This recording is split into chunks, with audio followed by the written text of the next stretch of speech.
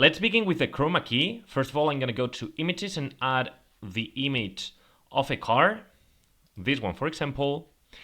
And now let's go to videos and let's look for example, chroma fire.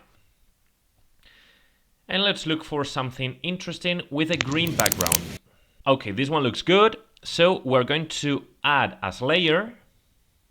We're going to make it fill the entire space that we have for the video, but I mean, that's not necessary, but I think in this case it looks better. Okay.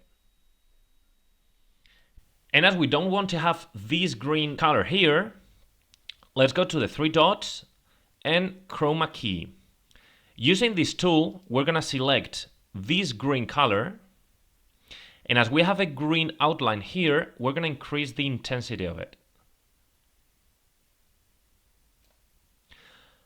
Probably in the image, there is some inside motion. Zoom in, so let's put none.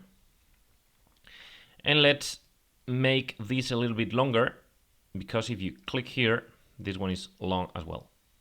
And we could stop here. And let's see it.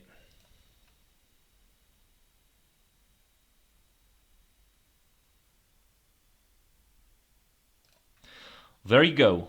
Awesome effect, don't you think so?